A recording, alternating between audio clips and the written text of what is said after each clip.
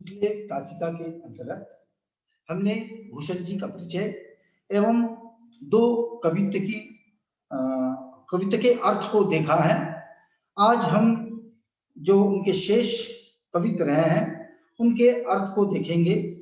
जैसे मैंने कल कहा था, जो पीछे हमारा पीरियड हुआ है उसमें स्पष्ट रूप से कहा था कि रीतिकाल के एकमात्र वीर रस के कवि के रूप में भूषण जी को जाना जाता है और विशेषकर वे जो है शिवाजी महाराज के दरबारी कवि एवं उनके शौर्य को इन्होंने अपने कवित्व में बड़ी सुंदरता के साथ चित्रण किया है। अगले जो कवित्व है उसकी व्याख्या को आज हम देखेंगे।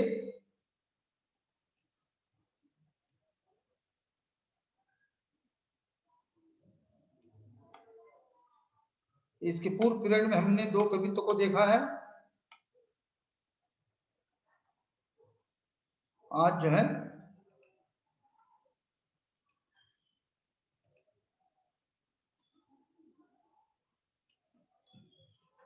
तीसरा कवित्व आपके स्क्रीन पर दिखाई दे रहा है। देखिए, मैं पढ़ता हूं, आपको भी मेरे पीछे पढ़ना है ताकि आपको भी कुछ ना कुछ एक अर्थ उसमें से निकल जाए या आपके भी समझ में आ जाए शब्द और शब्द के अर्थ। जब शब्द और शब्द के अर्थ हमको समझ में आ जाते हैं तो कवित्व का पूर्ण रूप से अर्थ को जो है हम प्राप्त कर सकते हैं, हम उस अर्थ को निकाल सकते हैं। तो देखिए, मारे दल मुगल तिहार तरवारी आगू, उछली बिछली म्यान बांबी ते निकासती, तेरी तरवारी लागे दूसरी न मांगे कोई, काट के कलेजा शोन पीवन बिना सती, शाही के सपुन महाराज शिवराज वीर, तेरी तरवारी स्याह नागिन सी भासती, ऊंट है पैदरी सवारन के झुंड काटी, हाथिन के मुंड तरबूज सो तरासती। देखिए, कुछ एक मराठी शब्द भी आपको दिखाई देंगे। झुंड, भासती यानी से लगना, भास जिसको हम कहते हैं, तो भासती है, ये झुंड है, क्योंकि वह महाराष्ट्र से संबंधित रहे हैं। शिवाजी महाराज जी का राज्य वह महाराष्ट्र में रहा है, इस कारण कुछ एक मराठी के शब्द भी उनके कवित्व में या उनकी भाषा में आए हैं। क्या है, देखिए, वे जो है उनके तलवार का यहाँ पर गुणगान हो रहा है कि किस प्रकार से वह तलवार चलाते थे युद्ध में। देखिए, यह भी बहुत महत्वपूर्ण है कि योद्धा जो होता है, पराक्रमी जो व्यक्ति होता है, कि तलवार यद्यपि आपके हाथ में दी जाए तो उसको चलाना कैसे है यह भी आवश्यक है, क्योंकि बहुत जो है वजनदार वो होती है और बड़ी फुर्ती से जो है उसको चलाना पड़ता है। ऐसे नहीं कि तलवार दिया और मैंने उसको चला दिया, नहीं, है ना, उसका भी एक अभ्यास होना आवश्यक है और ये बहुत सभी लोगों को नहीं ये आता है, कुछ ही लोगों में यह पराक्रम रहा है। एक मैं बात आपको कह दूं, सम्राट अशोक, क्योंकि ये काफी पराक्रमी राजा होकर गया है, स्वयं युद्ध में ये जाते रहे हैं और तलवार से जो है यह सामने जो भी दुश्मन आ जाते उनकी गर्दनें ये काट देते थे। मतलब इतना अधिक भय था उस तलवार का। और जो महाराष्ट्र से संबंधित लोग हैं, ये तो आप जानते ही हैं कि भवानी ने उनको जो है तलवार भेंट की थी। तो ये तलवार के धनी जिसको हम कहेंगे, उस प्रकार से यह राजे होकर गए हैं शिवाजी महाराज जी, और उन्हीं का वर्णन यहाँ पर कर रहे हैं कि उनकी आग कैसे तड़प रही है। देखिए, इसका अर्थ क्या है, राजा छत्रपति शिवाजी महाराज की तलवार तलवार नहीं, बल्कि वह तो बिजली जैसी म्यान बांबी से निकासती, यानी बिजली जैसी कौन रही है, जैसे मानो उससे आग निकल रही हो। मुगलों के दल इसने काट रखे हैं ना, कई कई दल आ जाते और मुगलों के जो या दुश्मनों के जितने भी दल थे, ये सबको इसने काट रखे हैं, जाके मार डाला है। म्यान से निकलते ही वे दुश्मनों पर टूट पड़ती है ना। जैसे ही म्यान से उसको निकाला है, निकालते हैं, ये फटाक से जैसे दुश्मन पर ये वार करती है, उन पर जो है वो टूट पड़ती है। आपकी तलवार की क्षमता की बराबरी दूसरा कोई नहीं कर सकता, भूषण जी कह रहे हैं। ये दूसरों ने मांगे कोई दूसरा जो है, तुम जैसे तुम्हारी जैसी तलवार है या जिस तरह से तुम तलवार चलाते हो उस तरह से दूसरा कोई भी ये कर नहीं सकता, या उनके लिए यह संभव नहीं है। इतना ही नहीं तो दुश्मनों का कलेजा काट के उसका रक्त पीकर ही वह शांत हो जाती है। अब काट के कलेजा शोन पीवन विनाशती, दुश्मन का हृदय कलेजा काट कर ही वो जो है वो सुख या के शांति चाहती है। मतलब जब तक वह दुश्मन पर हमला नहीं करेगी, तलवार दूसरे का खून नहीं पिएगी, मतलब खून नहीं करेगी, तब तक वो तलवार शांत नहीं हो जाती। रयत के रक्षक, देखिए स्वरा रयत जो जनता होती है उसको कहा जाता है। तो जैसे शाही के सपुर महाराज शिवराज वीर, यानी रेतों के राजा, प्रजाओं के राजा या रक्षक महाराज शिव छत्रपति शिवाजी महाराज, आपकी तलवार तो जैसे नागिन सी लगती है, तेरी तलवारी स्याह नागिन सी भासती, तेरी तलवार यह मानो जैसे जैसे नागिन बल खाती है चलती है, नागिन सी मतलब बल खाती चलती है, उस तरह से ये तलवार भी जैसे ये चलती है। ऊंचे ऊंचे दुश्मन हो या फिर पैदल चलने वाले, देखिए भले ही ऊंचे ऊंचे दुश्मन हो, ऊंट है पैदरी सवारन, ऊंचे ऊंचे ऊंचे ऊंट ऊंट हो ऊंट, क्योंकि युद्ध में इन प्राणियों को अक्सर रखा जाता था, उस पर बैठकर ही युद्ध हुआ करते थे, क्योंकि बहुत दूर तक पैदल के भी वक्त चलना पड़ता था, इसलिए ऊंट घोड़े हाथी पैदल इस तरह से वीर हुआ करते थे।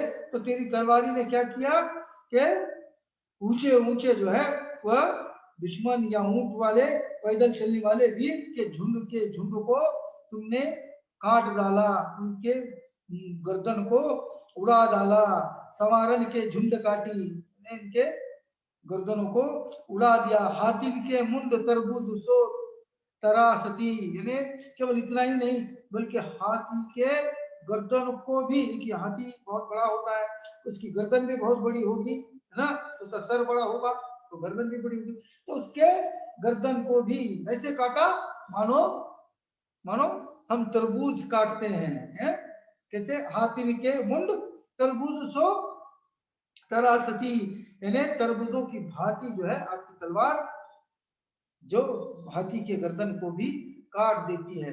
इस प्रकार से शिवाजी महाराज के तलवार के शक्ति का यहाँ पर वर्णन जो है इस कवित्व में किया है।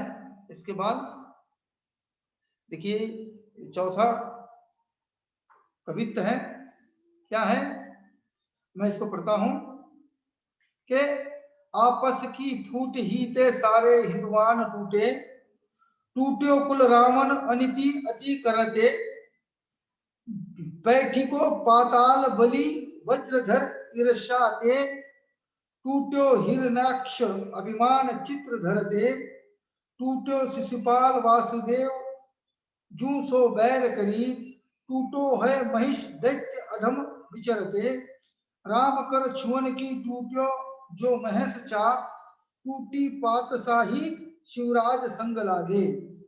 मतलब देखिए आपसी की फूट जो थी, और बहुत बार क्या हो गया, अंग्रेजों ने जो किया मुगलों ने भी किया, और यहाँ की जो जनता थी उसमें आपस में यहाँ पर जैसे फूट वगैरह आपको दिखाई देती है, और उसी को आधार लेकर जो है यहाँ पर इस प्रकार से कुछ पुराण या ग्रंथों पुराण जो है आदि ग्रंथ है, उस पौराणिक घटनाओं को यहाँ पर कवि ने स्पष्ट करते हुए अपनी बात को रखा है। संदर्भ जो है काफी संदर्भ इसमें आए हैं, जो पुराण रावण का इसमें जैसे जिक्र आपको यहाँ पर दिखाई देगा, उसके साथ साथ महर्षि है, शिशुपाल है, बहुत सारे लोग, बहुत सारे पौराणिक पात्र आपको यहाँ पर दिख रहे हैं। हिरण्याक्ष जो है वह है, शिशुपाल है, वासुदेव है। तो इस तरह से पौराणिक पात्रों को लेकर जो है यहाँ पर अपनी बात को रखा है। क्या कहते हैं, देखिए अपनी बात को कहने की कोशिश की है कि असत्य के मार्ग पर चलने वाले का अंत जो है वो बड़ा ही उदारक होता है, जो भी असत्य पर चलता है। जिसे क्या भय अंत के वह सभी को परेशान करता रहता है। हिंदू राष्ट्र में पराई सत्ता आपसी फूट के कारण ही कदम रख सकी है। और हम इसके पहले भी हमने देखा, जैसे मुगल भी आए, तुर्की लोग आए या फिर अंग्रेज लोग आए, इन्होंने क्या किया, फूट डालो और राज करो, ये आपस में हमें ही लड़वाया है। और इसी के कारण क्या हो गया कि हिंदू राष्ट्र में पराई सत्ता का आगमन हो गया। इसका मूल कारण क्या था, हमारी आपसी जो रंजिशें थी या फूट थी वही रहा है। जैसे हम जैसे घटना देखेंगे, टूटे कुल रावण अनिति अति कर दे। रावण भी क्या है, रावण ने बहुत ज्यादा किया, अति किया, इसलिए उसकी भी सत्ता गई है, हा? तो क्या है, रावण अन्याय, अत्याचार, दुराचार एवं दहशत की प्रतिमा के रूप में हमको देखने मिलता है। इस कारण अपने अपमान के दंभ में आकर उन्होंने क्या किया, सीता का हरण किया। हम जानते हैं क्योंकि सीता ने उनका अपमान किया था और इसी का बदला लेने के लिए, वरना रावण बहुत अच्छा आदमी था, लेकिन आज कोई अच्छा नहीं कहता है। लंका रूपी, लंका सोने की थी, इतना बात ध्यान रखिए, बहुत धनवान और संपत्ति वाला व्यक्ति रहा, लेकिन एक अहम, एक गर्व या अपना दंभ, इसके कारण क्या हो गया, उसका जो है उसकी प्रतिमा मलिन हो गई और उसकी सत्ता का जो है वह अंत हो गया। क्योंकि ईर्ष्या, द्वेष, अभिमान आदि जो है ये मानसिक विकार है, हमने जैसे इसके पहले भी देखा। और इसी कारण क्या है कि कई महारथियों की मैं बात कर रहा हूं कि उनका जीवन समाप्त हो गया है। कई के कारण केवल क्या है, ईर्ष्या करना, दूसरों का द्वेष करना या अभिमान, अहम, गर्व इत्यादि चीजों के कारण क्या हो गया है, कई बड़े बड़े लोगों को पौराणिक ने रावण का यहाँ पर जिक्र किया है। उस प्रकार से कई ऐसे आपको पौराणिक लोग मिलेंगे, या के हम ये कहेंगे कि महापुरुष, जिनको मैं महापुरुष कह रहा हूँ, इस प्रकार के महापुरुष मिलेंगे जिनका जीवन का अंत जो है यह बहुत कठिन या फिर वेदनादायी जो है वो हुआ है। जैसे हिरण्यकश्यप अभिमान में आकर खुद को ही ईश्वर घोषित करने लगा था। हिरण्यकश्यप जो पौराणिक ग्रंथ में आते हैं, नरसिंह अवतार उसने धारण किया और भगवान विष्णु ने उसका जो है उनका खात्मा कर दिया, उनका अंत कर दिया। ये क्या है, हिरण्यकश्यप अपने आप को इतना अभिमानी महसूस करने लगा और अपने आप को ईश्वर कहता था। अंजाम क्या हो गया, कि अंजाम यह हो गया कि भगवान विष्णु ने उनको जो है तो समाप्त कर दिया। इसी के साथ साथ शिशुपाल वध पौराणिक ग्रंथों में जिसका जिक्र आता है, महर्षि दैत्य आदि सभी लोग जो है इसी अहम में चले गए, उनको ही गर्व था, और इसी कारण क्या है, इनका जीवन भी जो है वही समाप्त हो गया, या कि ये मार डाले गए केवल अभिमान के कारण, ईर्ष्या के कारण, द्वेष के कारण। इसलिए अहम हमेशा व्यक्ति को सन्मार्ग से भटकाता है। यहाँ पर मूल रूप से भूषण जी को यही कहना है, क्या कहना है, कि सम्मान से हमको भटकाता है हमारा अहम, हमारा जो गर्व है। इसके पूर्व भी हमने कई संतों के वाणियों में इस बात को देखा है। इसलिए क्या है कि मैं जो कह रहा हूं वही सही है, और मैं जो कहूंगा चाहूंगा वही, इसलिए प्रकार की जो बातें होती है, इसे मैं से जब टकराता है, इसके पूर्व हमने देखा था कि मैं से जब टकराता है तो व्यक्ति समाप्त हो जाता है। उस तरह से कई लोग जो है वो जो है चले गए। जैसे राम कर छुअनी की टूट्यो जो, महेश चाप टूटी पातशाही शिवराज संग करते। इसका अर्थ जो है वह यहीं पर स्पष्ट हो जाता है कि क्या है कि इसी प्रकार मुगल रूपी जो सत्ताएं थी वो शिवाजी महाराज के आगे पत्तों के समान जो है ढह गई है। मतलब देखिए शिवाजी महाराज जो है ये कितने अधिक निर्लोभी जिसको हम कहेंगे, इनको कभी भी अपना अभिमान नहीं रहा, कभी इन्होंने गर्व नहीं किया, किसी से द्वेष नहीं किया, किसी से ईर्ष्या नहीं की। इसलिए चाहे जितना बड़ा संकट आए, चाहे जितने लोग आए, उनको पराजय का ही सामना करना पड़ा है।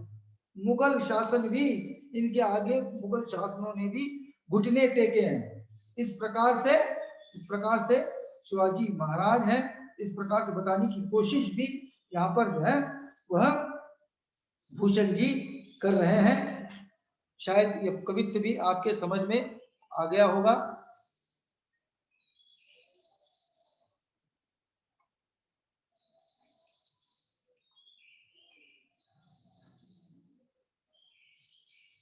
ये आधा जो है नीचे गया है, इसलिए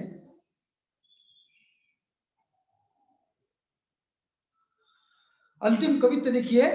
निक्षत म्यानते मयूख प्रलय भानु कैसी, फारे तम तोम से गईंदन के जाल को, लागतिक लपटी कंठ बैरिन के नागिन सी, रुद्र ही रिझावे दय दय मुंडन के माल को, लाल क्षितिपाल छत्रसाल महाबाहुबाली, कहा लो लखा बखान करो तेरी करवाल को, प्रतिभट कटक कटीले केते काटी काटी, कालिकासी कल की कलेहू देती काल को। इस प्रकार से यह पद है,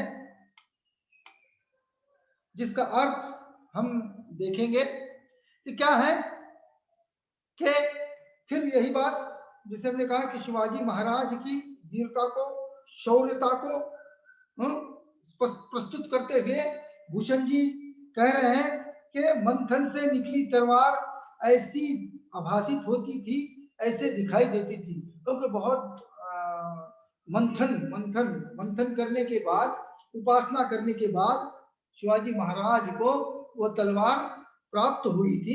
इसलिए क्या कहा जाता है कि बहुत अधिक मंथन करने के बाद जो तलवार उनको मिल गई थी, मानो कोई प्रलय की म्यान से निकल रहा हो। ऐसे लगता है जैसे कोई प्रलय की बाढ़ जैसे आने वाली है या आती है, उस प्रकार से जैसे तलवार उनकी म्यान से, म्यान अर्थात जिसमें तलवार रखी जाती है, वो निकल रही है।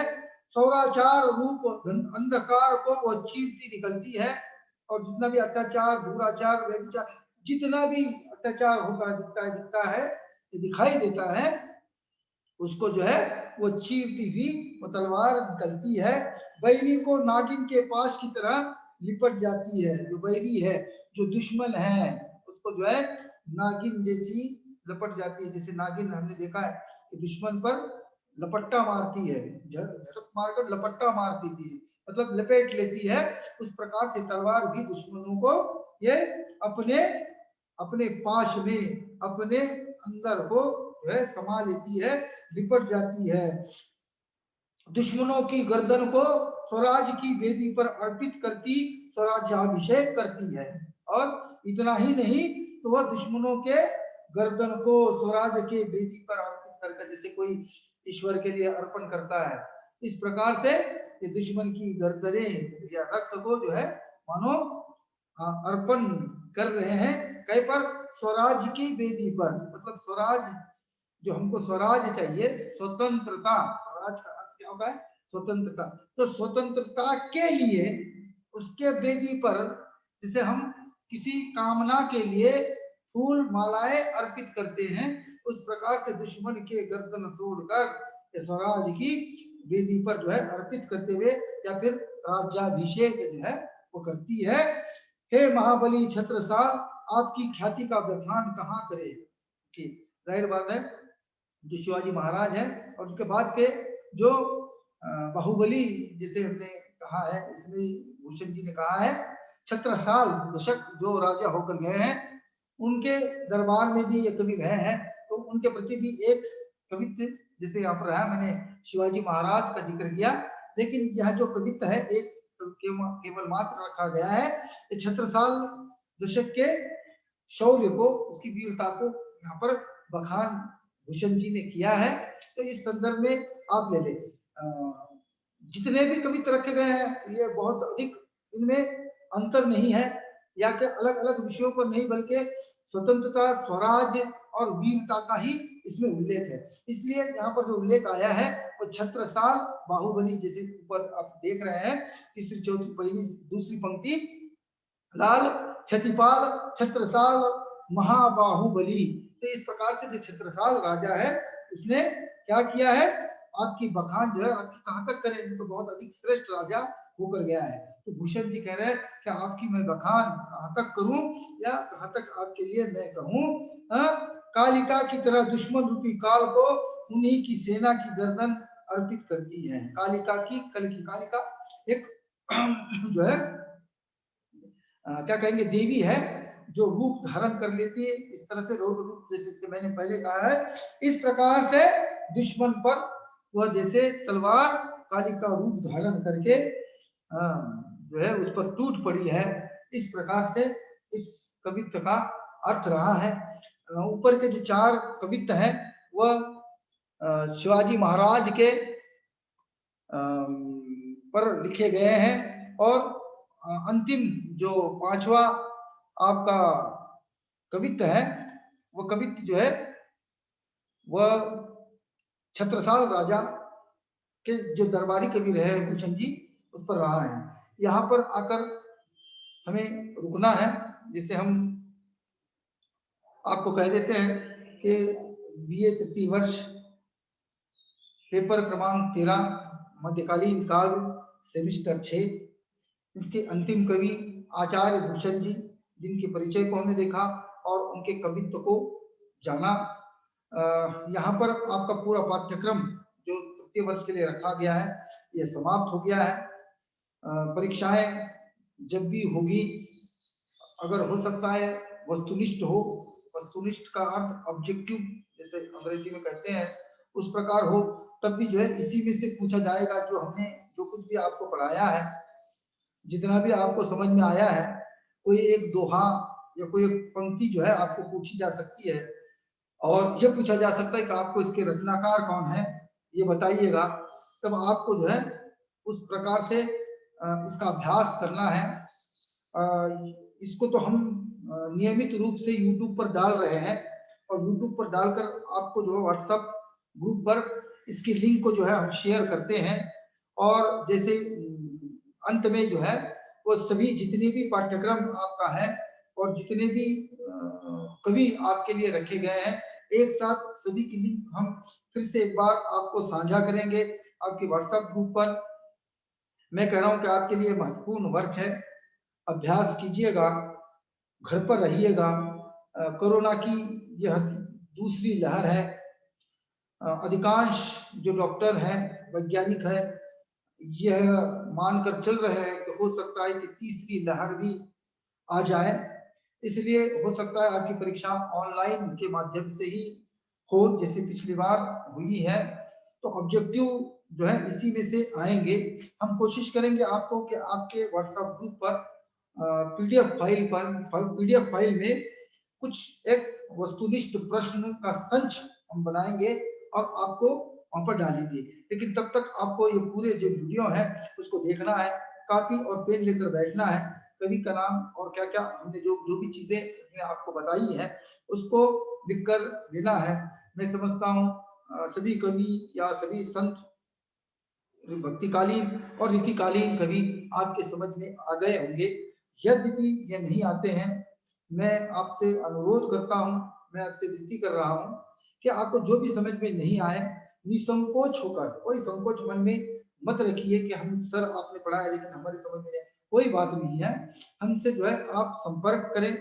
हम जब भी सरकार जो नियम होता है उस नियमों के अधीन रहकर अगर 50% कहते हैं कि हमें महाविद्यालय में उपस्थित रहना है तो हम वहां पर रहते हैं, या आपके पास हमारा मोबाइल नंबर है आप उस पर भी हमसे जो है हमसे संपर्क कर सकते हैं। और आपके लिए जैसे शुभेच्छा देता हूँ आपके परीक्षा के लिए, और यहाँ पर मैं विराम लेता हूँ। मुझे दीजिएगा इजाजत। धन्यवाद।